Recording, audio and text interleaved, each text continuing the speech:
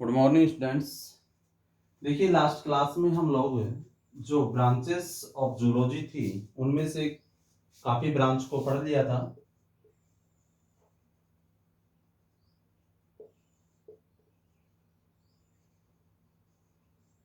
जो हमारा टॉपिक चल रहा था ब्रांचेस ऑफ जूलॉजी या जंतु विज्ञान की शाखाएं। अब इनके अंदर हमने कई शाखाओं का अध्ययन कर लिया था। लगभग हम इकोलॉजी तक पहुंच चुके थे, अर्थात पारिस्थितिकी विज्ञान, जिसके अंतर्गत जैव अजैव में परस्पर संबंध जो पढ़ा जाता है उसको इकोलॉजी बोला जाता है। नेक्स्ट ऐसे ही ब्रांच की यदि हम बात करें तो हमारे पास है एम्ब्रियोलॉजी। कौन सी है? एम्ब्रियोलॉजी, जिसको भ्रूणिकी बोलते हैं।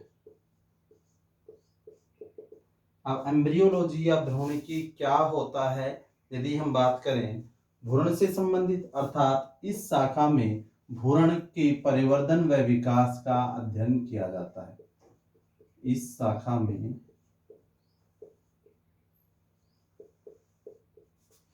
भ्रूण के परिवर्धन व विकास का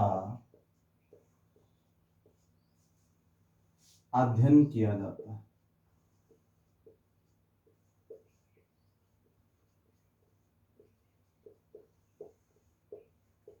क्लियर हो गया? एम्ब्रियोलॉजी या भ्रूणिकी क्या हो जाएगा? इस शाखा में भ्रूण के प्रवर्धन व विकास का अध्ययन किया जाता है। जो भ्रूण का डेवलपमेंट है या उसका विकास है, कौन कौन से समय पर कौन से अंगों का विकास होता है, कैसे उसका डेवलपमेंट होता है, उसका जो अध्ययन करेंगे वो जंतु विज्ञान की कौन सी शाखा में करेंगे? एम्ब्रियोलॉजी या भ्रूणिकी के अंतर्गत करते हैं। नेक्स्ट हम बात करें, इथोलॉजी होती है। जो ब्रांच होती है कौन सी होती है? इथोलॉजी। इथोलॉजी क्या होती है? व्यवहारिकी। व्यवहारिकी। अब यदि हम बात करें व्यवहारिकी क्या होती है, टू बिहेवियर स्टडी क्या हो जाएगा, जिसका अर्थ हम बोल सकते हैं टू बिहेवियर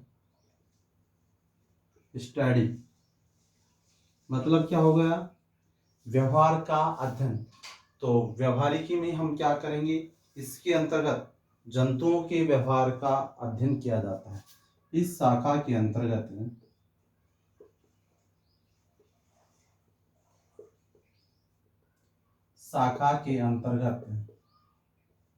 जंतुओं के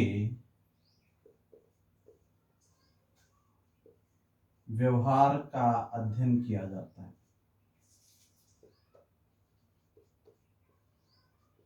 व्यवहार का अध्ययन किया जाता है।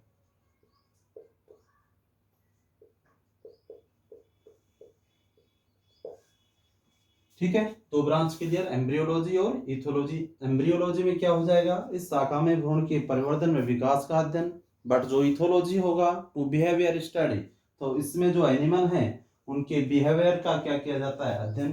तो हम बोल सकते हैं इस शाखा के अंतर्गत जंतुओं के व्यवहार का क्या किया जाता है? अध्ययन किया जाता है। नेक्स्ट है हमारे पास इवोल्यूशन। इवोल्यूशन, इवोल्यूशन का अर्थ होता है उद्विकास, मतलब विकास से संबंधित उद्विकास।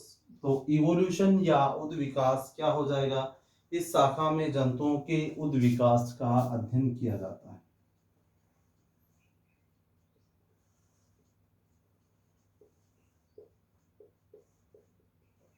इस शाखा में जंतुओं के उद्विकास का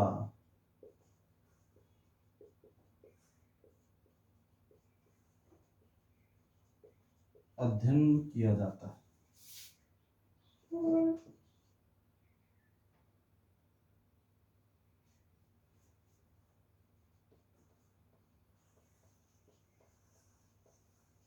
क्लियर? 3 ब्रांचेस होगी। नेक्स्ट 4 यदि हम बात करें, जेनेटिक।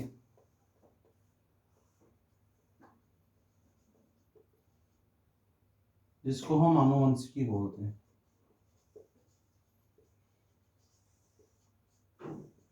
देखिए दूसरी भी हम यहाँ पढ़ेंगे, बट जेनेटिक्स या आनुवंशिकी क्या होता है? 2 शब्द हमारे पास होते हैं, एक तो आनुवंशिकी और दूसरा होता है आनुवंशिकता। लास्ट क्लास में भी आप लोगों ने पढ़ा होगा आनुवंशिकी क्या होती है, आनुवंशिकता क्या होता है। तो यदि हम बात करें, इनको समझे पहले, जेनेटिक्स और हेरेडिटी, क्लियर। इसको आनुवंशिकी और ये क्या हो जाएगा हमारे पास, आनुवंशिकता।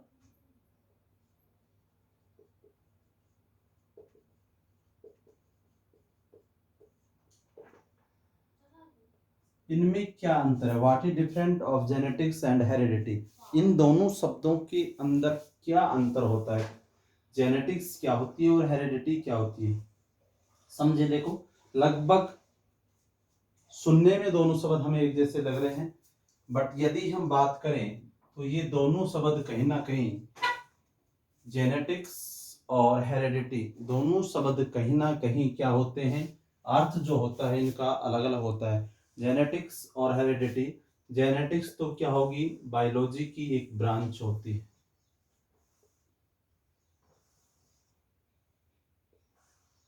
ठीक है, ब्रांच ऑफ बायोलॉजी।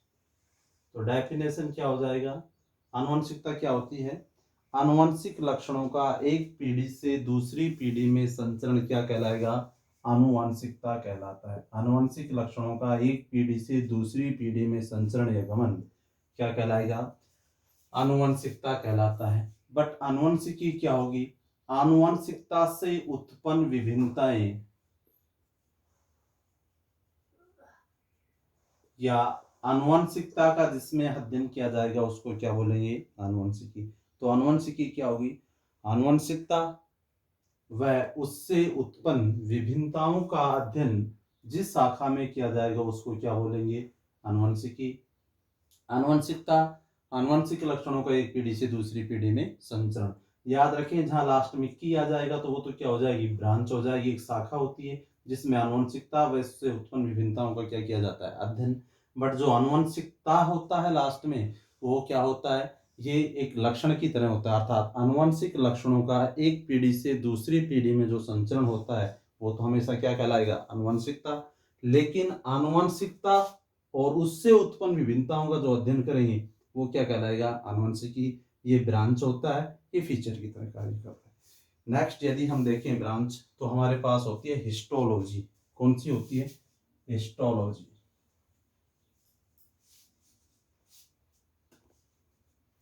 हिस्टोलॉजी,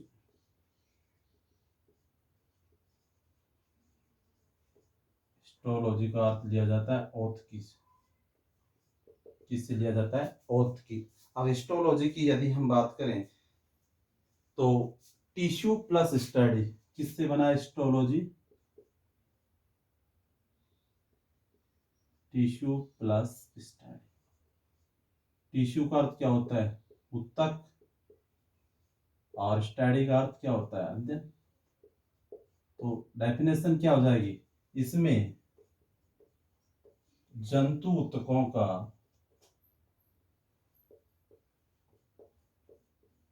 अध्ययन किया जाता है, अध्ययन किया जाता है। क्लियर हो गया, हिस्टोलॉजी या ओथ की शाखा क्या होगी, इसमें जंतु ऊतकों का अध्ययन किया जाता है, टिश्यू प्लस स्टडी जो हिस्टोलॉजी होती है। नेक्स्ट यदि हम बात करें शाखा की तो वो हमारे पास क्या हो जाएगी, हेरेप्टोलॉजी। कौन सी हो जाएगी, हेरेप्टोलॉजी।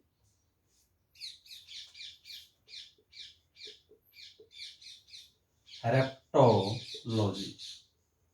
अब हेरेप्टोलॉजी की यदि हम बात करें तो हेरेप्टोलॉजी किससे संबंधित होता है, हेरेप्टो का अर्थ लिया जाता है रेप्टाइल से, रेप्टाइल।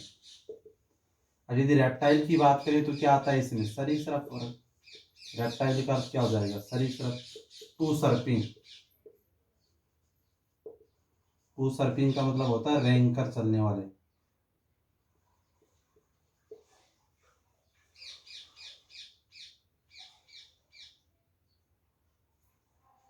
रेंग कर चलने वाले। ठीक है।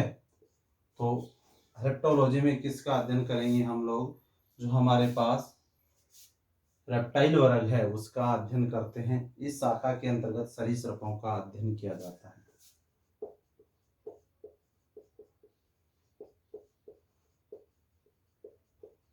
सरीसृप का अध्ययन किया जाता है।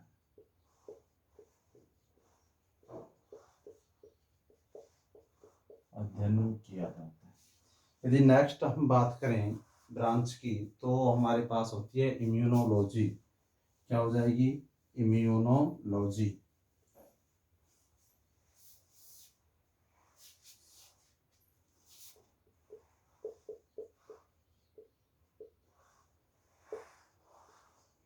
जो किससे संबंध है? प्रतिरक्षी से। प्रतिरक्षी तंत्र खूब अच्छी तरीके से स्टडी किया होगा, लास्ट क्लास में शायद इसका टॉपिक है प्रतिरक्षी का। तो इम्यूनोलॉजी या प्रतिरक्षी तंत्र में क्या आते हैं? दैट मीन्स इम्यूनोलॉजी इम्यून से लिया गया है, जिसका अर्थ होता है प्रतिरक्षी। और इसके अंदर क्या आते हैं? एंटीजन व एंटीबॉडी। इसमें एंटीजन व एंटीबॉडी का अध्ययन किया जाता है।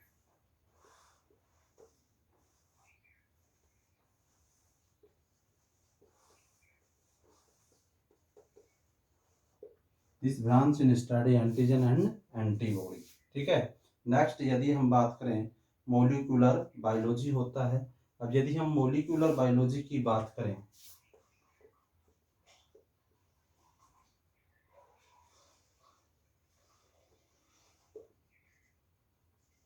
मॉलिक्यूलर बायोलॉजी जिसको आणविक विज्ञान बोलते हैं। क्या बोलते हैं? आणविक विज्ञान।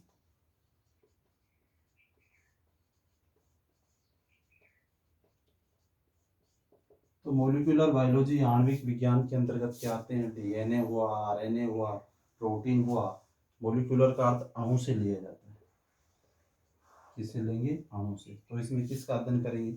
डीएनए, आरएनए, प्रोटीन आदि का जो अध्ययन किया जाता है इस शाखा में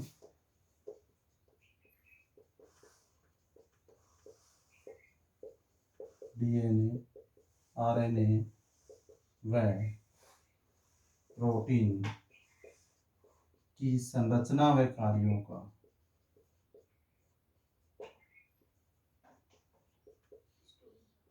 का अध्ययन किया जाता है।